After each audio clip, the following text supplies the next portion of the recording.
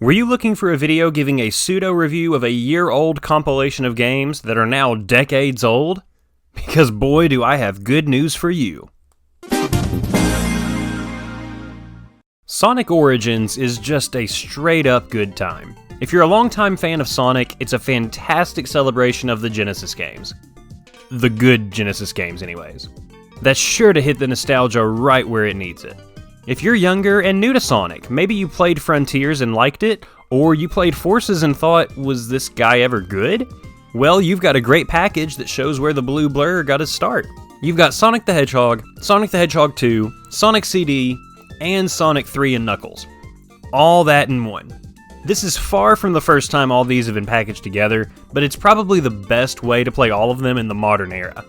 They've all been packaged together at different times, Mega Collection and Mega Collection Plus on the 6th generation consoles, and available on their own on PSN and Xbox Live over the years, but having them all in one bundle here is just a good thing. You could hook up those consoles. While you're at it, you could hook up a Sega Genesis and play the original cartridges. You could actually do the real lock-on with Sonic 3 and Knuckles. But most people either don't have the games or consoles to do this, or they're like me, and just don't really want to go through the trouble of hooking them up. I don't need to use a Genesis controller to play these games and get the whole feel. Do I have countless memories of playing this on the Genesis? Absolutely. But I can still appreciate them without the original hardware. And I never even had a Sega CD. I didn't get to play Sonic CD until it was on the Gems collection, and then I never even beat it till it was on Xbox Live years later. I could hook up a GameCube, or play that version on Xbox Live, but the accessibility of having all these games available on the most recent consoles is just untouchable. I can come home from work, sit on the couch, and just go straight to playing. No need to dig something out of a box, or unhook what I already have plugged up. And that's without even talking about the actual games themselves. These are, in my opinion anyways, the best versions of these games right now. They're not perfect, and if you know anything about Sonic 3, then you know what could definitely be better. But all in all, nothing inherently wrong with these versions. Anniversary Mode is the real seller for these versions. This is essentially the original versions of these games, but made better. The aspect ratio is in 16:9, giving you just a bit more of a view of the screen. And honestly, that's nice. I've played these games so many times over the years that I pretty much know what's coming on screen next. But if you never have, you have a little bit more of an idea of what's coming your way. It's not like this drastically changes the game either, just a little bit more of a view of the screen. The drop dash is available in each game too. I've used it on purpose maybe a total of 3 times, but for those that really like it, it's here. And in this mode, lives and time limits are gone. That's honestly a fun thing.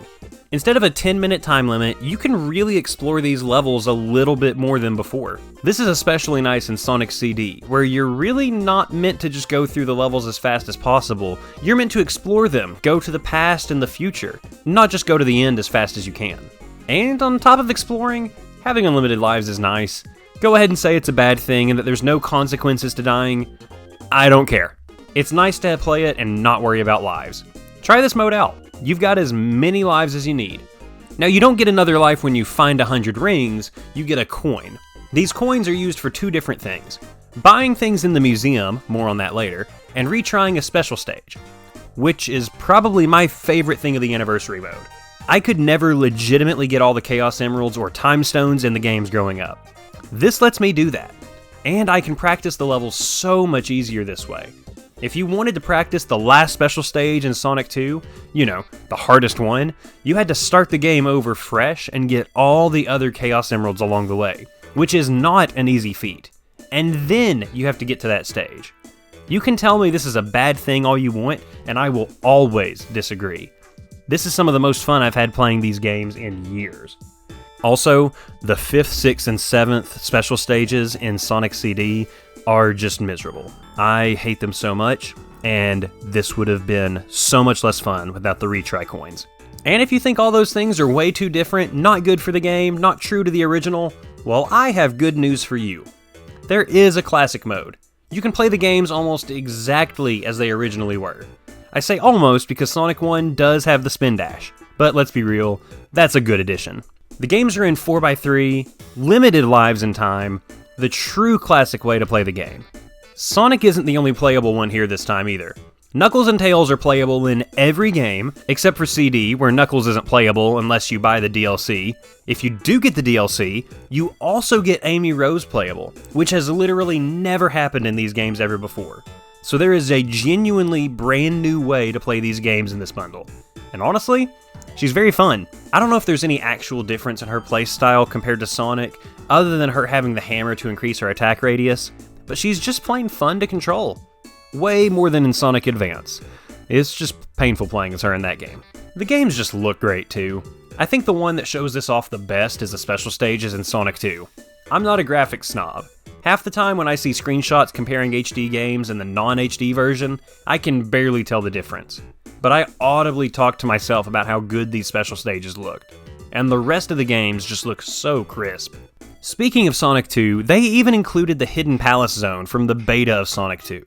It's honestly not great of a stage.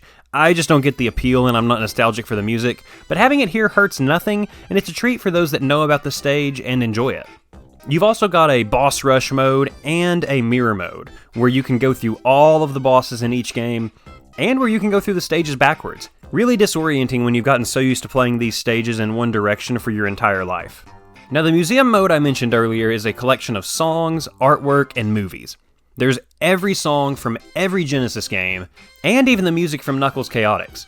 There's also some extra songs like ones used in Generations, Forces, and even the Angel Island remix from the best Smash Bros. Game. You can go ahead and at me on that. The artwork isn't anything crazy different that you can't find online, but looking at concept art, promotional art, it's fun. It's a good time. And you can watch all of the Mania adventures and cutscenes from the games in the theater. You can tell these are made by people that understand Sonic. They're not just videos thrown together to take up space. And if you get that Origins Plus DLC, you can play every Sonic Game Gear game. If you want to. They're not great, but they're here, so hooray. So there's all these good things, but are they bad? I'm gonna say they're not really bad, but missed opportunities is a better way of saying it. You remember how I said that this is all the good Genesis games? Well, it sure wouldn't have hurt to include those other games here. In fact, with the polish that's been applied to every game already, those maybe could have had new life. I'd love to play 3D Blast on a current console. I've never even made it past the first stage of Sonic Spinball. This could have been my chance.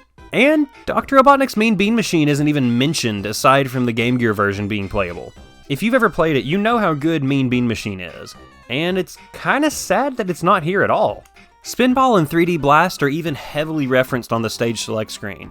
It's really cool, but the games aren't playable. And the elephant in the room, some of the Sonic 3 music is not the original that you're used to. I'm not gonna go way into it here. You can look up Sonic 3 music for the whole story. The replacement music is not bad, but when you're so used to the originals, it is just a little bit of a downer. And honestly, nothing comes close to that original Ice Cap Zone music. But those are really the only negatives I've got with the game. If you love classic Sonic, there's literally no reason, other than if you're a music snob, not to enjoy this collection. I'm really hoping we can get something like this made for the early 2000s Sonic games, the adventure games obviously, but Sonic Heroes, maybe even Shadow the Hedgehog. At least make Shadow more playable and less glitchy.